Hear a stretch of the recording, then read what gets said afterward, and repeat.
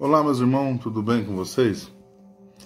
Hoje a gente vai trabalhar sobre o Salmo no capítulo 3, tá? A gente vai estar falando um pouco sobre o Salmo, falando do momento em que Davi, embora expulso do seu reino, deprimido, sem qualquer esperança de encontrar um refúgio na parte da terra, não cessa de invocar o nome de Deus, não deixa de buscar a Deus, mesmo esperando a sua morte, perseguido pelos seus inimigos. Esse salmo ele retrata muito quando Davi ele foge de Jerusalém, foge do seu filho Absalão, que persegue ele, querendo matar o próprio pai. E Davi ele foge para não enfrentar o filho. Ele foge com os seus melhores homens. E Davi começa a recitar esse salmo, colocando o seu coração diante da presença de Deus. E hoje a gente vai trabalhar isso, Salmo 3, do versículo 1 ao 8. Peço que vocês peguem sua Bíblia e me acompanhem.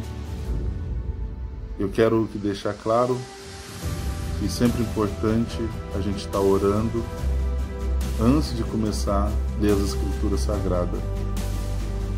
E nesse momento que a gente está vivendo de isolamento por amor aos nossos parentes e amigos, viver é aprender. A gente tem que aprender um pouquinho a cada dia. O meu nome é Bruno, sou seminarista de uma igreja batista e venho gravando esse vídeo primeiramente para os meus alunos da EBD e para a gente sempre estar aprendendo um pouquinho com o outro. Amém? Vamos estar orando? Senhor Deus, Pai de infinita misericórdia, obrigado por essa oportunidade de aprender um pouquinho mais de Ti. Perdoa os meus pecados e me ajude, Pai, que eu possa transmitir aquilo que o Senhor tem falado no meu coração. Abençoa a outra pessoa que está do outro lado, naquilo que ela estiver passando, que o Senhor esteja presente, Pai. Porque sabemos que tudo é permissão do Senhor e só o Senhor pode fazer grandes coisas na nossa vida. Em nome de Jesus Cristo, amém. Amém? Então, hoje a gente vai falar a confiança em Deus na diversidade. Confiança em Deus na diversidade. Então a gente vai seguir aquela maneira que eu tenho seguido na aula passada. A gente vai ler e vai trabalhando o texto, né? Porque aí a gente vai aprendendo, vai trocando ideia. Vamos lá. O Senhor, como tem crescido o número dos meus adversários. São numerosos os que levantam contra mim. São muitos o que dizem de mim, não há em Deus salvação para ele. A gente percebe aqui, do versículo 1 e versículo 2.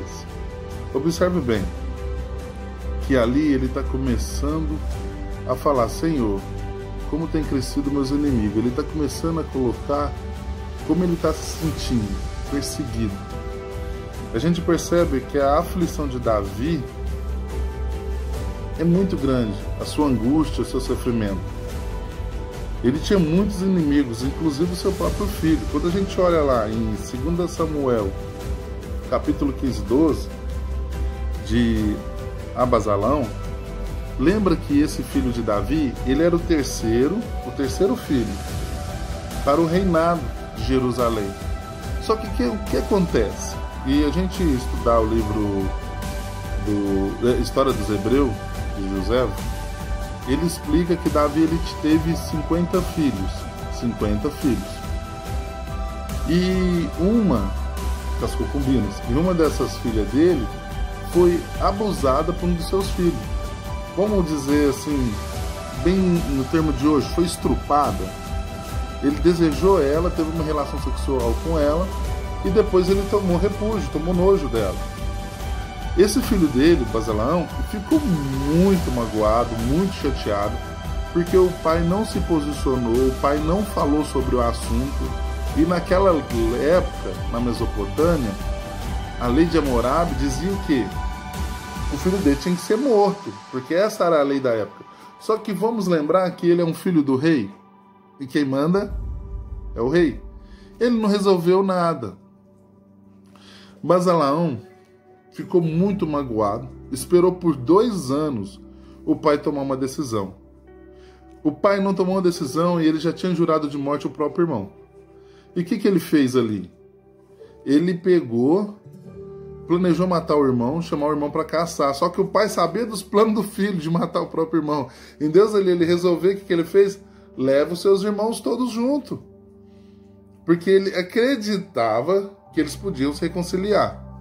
E o que aconteceu? Ele foi, levou todos os irmãos, mas isso não mudou as ideias do seu filho, Balaão. Ele matou o próprio irmão.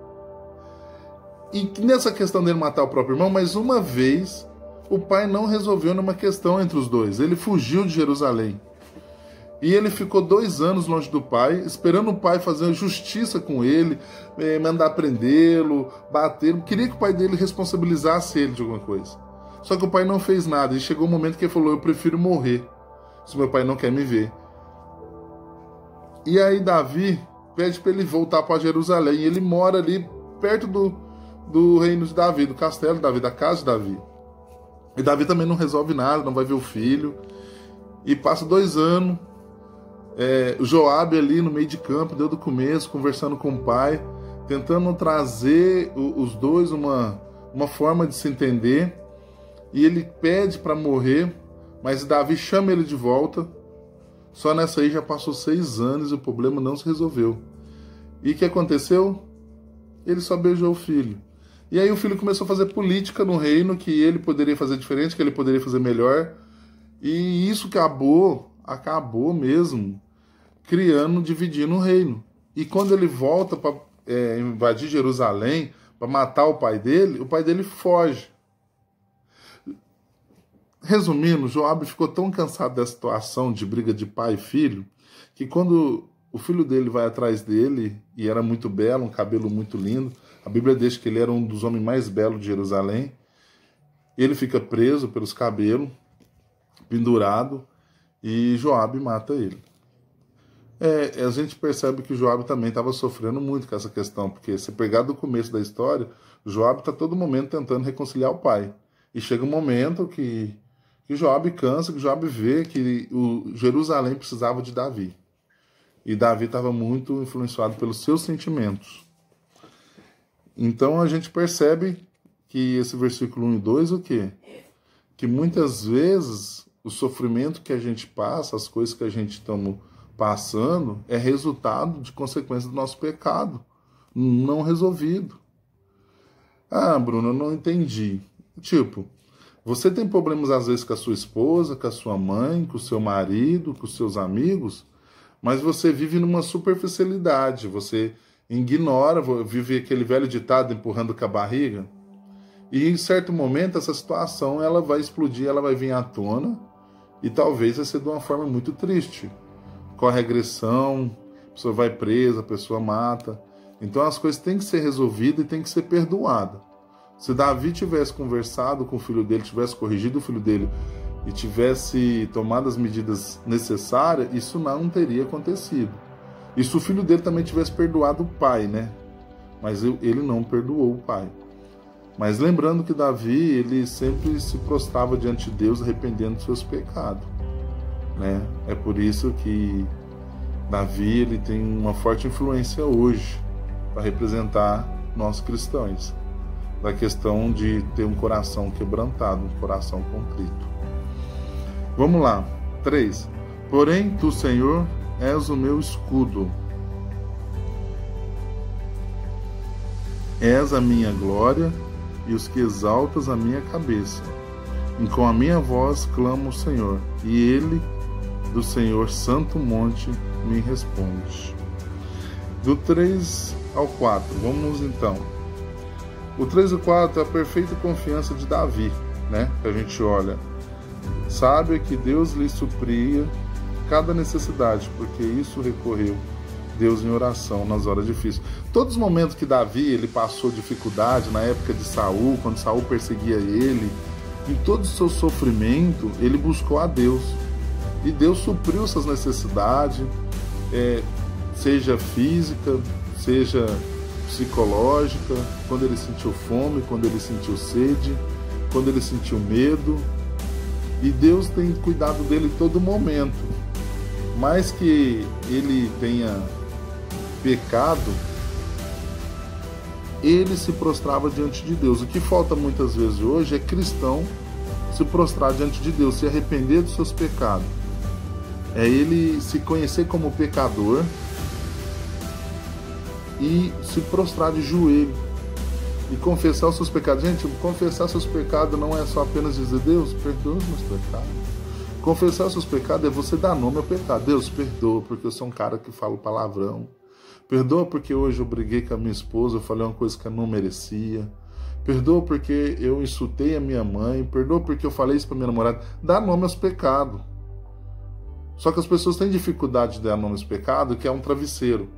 Um travesseirinho que elas põem na cama, elas deitam e dormem e a consciência fica tranquila. Tome cuidado com isso. Porque Deus conhece o seu coração.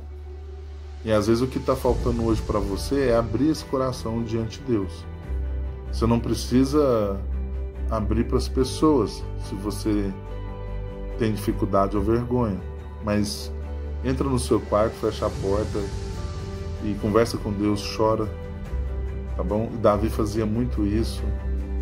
E Deus honrou ele em todo momento. E Deus também pode estar te honrando. Isso depende do seu relacionamento com Deus, seu TSD com Deus, seu tempo a sós com Deus. Você precisa ter um tempo a sós com Deus, é muito importante. Vamos seguir, irmãos? 5. Deito-me e pego no sono. Acordo porque o Senhor me sustenta. Não tenho medo de milhares do povo que tomam posição contra mim e de todos os lados. Vamos até o 8. Levanta-te, Senhor, salva-me. Depois me fere nos queixos de todos os meus inimigos, e os ímpios quebram os dentes. Do Senhor é a salvação, sobre o seu povo a tua benção. A gente percebe também, quando a gente olha do 5 ali ao 8, que ele está falando o quê? Davi tinha tanta fé em Deus que podia confiar nele e na circunstância mais difícil, sabendo que a vitória pertence a Deus. Isso é muito importante, a gente saber que a nossa vida pertence a Deus e a vitória é de Deus, não é nossa. Então a gente tem que parar de achar que as coisas nos pertencem. Tudo que você tem foi Deus que te deu. O seu conhecimento, o seu falar, o seu andar, você dormir em paz, o seu carro, a sua moto, sua casa, sua esposa, seus filhos. Foi Deus que te deu, isso tudo pertence a Ele, não pertence a você. Ele deu para você cuidar. Para você cuidar. Você está cuidando do quê? Das coisas de Deus. E Davi entendeu isso na vida dele, que tudo pertencia a Deus. Seja ele vivo, seja ele morto, pertencia a Deus. Eu quero dizer, irmão, como eu sempre tenho temado, seja que você é cristão, não ache que você está imune às coisas do mundo. Você pode ter câncer, ter coronavírus, você pode ter qualquer chagas, diabetes, você pode ter todo tipo de doença, como qualquer ímpio, qualquer pessoa do mundo. Você não está imune a isso, a sua vida pertence a Deus. Seja você vivo, seja você morto. A esperança de todo crente é estar junto com o Senhor, na presença do Senhor. E o desejo de todo crente tem que ser esse: estar com Deus. Porque viver é Cristo, morrer é lucro. Grava sempre isso. Porque a única forma de você viver é com Cristo. Não existe outra forma de viver. E se você não consegue entender isso, isso pode te levar a um sofrimento muito grande. Entende? A gente pega o 8 aqui, ó. Do Senhor é a salvação, sobre o teu povo é a tua benção. A salvação pertence totalmente a Deus, cujo Filho é o autor consumador desta salvação e da nossa fé. Abre em Hebreus 12, 2. Amém? Ó, olhando firmemente para o autor e consumador da fé, Jesus, o qual, em troca da sua alegria que lhe estava proposta, suportou a cruz e não fazendo caso da ignomia, e está assentado à destra do trono de Deus. Essa ignomia, irmão, está falando de sofrimento, de dificuldade. Então, o que eu quero dizer, você tem que colocar sua vida diante de Deus. E guardar-se, você é separado para Deus, você é santo. Santo significa pessoa separada para Deus. E confiar em Deus. Eu espero ter compartilhado um pouquinho hoje com vocês. A gente continua amanhã no capítulo 4 dos Salmos. E a gente vai aprendendo cada dia mais. Um abraço de longe, um sorriso de longe e que Deus abençoe.